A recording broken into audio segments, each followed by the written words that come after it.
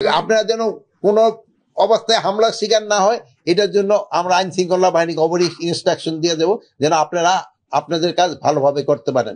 আপনারা আপনাদের কাজ এতদিন খুব ভালোভাবে করে যাচ্ছেন, যেই জন্য কিন্তু দেশের আইন শৃঙ্খলা পরিস্থিতি এতটা উন্নতি হয়েছে। আর আপনারা সবসময় সঠিক সংবাদ পরিবেশন করেন জন্যই কিন্তু দেশবাসী লাভবান হয়। প্লাস আপনাদের একটা অনুসন্ধান সাংবাদিকতা আছে, ওটার আপনারা চালায় দেখবেন। আমাদের এই যে দুর্নীতিটা কিন্তু আমরা অত কন্ট্রোলে আনতে পারিনি, আপনারা এটার উপরে সাংবাদিকতা করবেন, আপনারা অনুসন্ধানী সাংবাদিক করবেন। ইভেন আপনারা এটা দেখবেন যে আমার আত্মীয় স্বজন কোনো দুর্নীতি করতেছে কিনা, আমার নাম ব্যবহার করে আপনারা এইটার ব্যবস্থা নেবেন। আর আমি একবারও বলছিলাম যে আমি যদি কোনো অবৈধ আদেশ দেই, আমার আন্ডার কমান্ড যেন না মানে।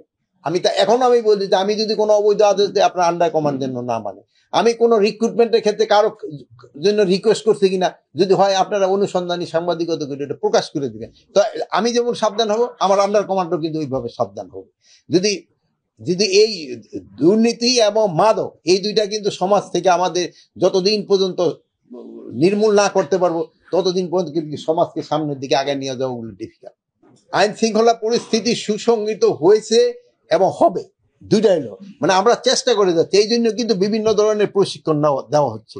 এবং আইন নির্বাচনটা যেন সুষ্ঠুভাবে হয় এবং শান্তিপূর্ণভাবে হয় এবং এটা যেন ক্রেডিবল হয় এবং এটা যেন উৎসব মুখর হয়, এই জন্য সব ধরনের প্রস্তুতি আমরা নিচ্ছি।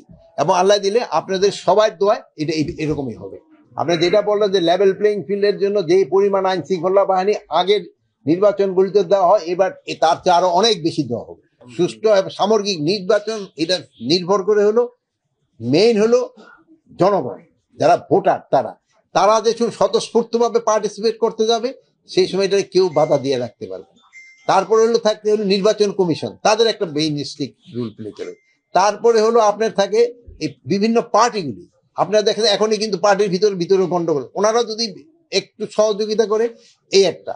তারপরে থাকলো প্রশাসন, তারপরে থাকলো আইন শৃঙ্খলা, সবারই সহযোগিতায় কিন্তু একটা নির্বাচন। তারপরে হলো বড় স্টেক হোল্ডার আপনারাও কোনো জায়গায় কোনো ঘটে কিনা, ওইগুলো আপনারা যদি কারেক্ট ইনফরমেশন দিয়ে দেন, তবে আমাদের পক্ষে করাটা খুবই সুবিধা হয়।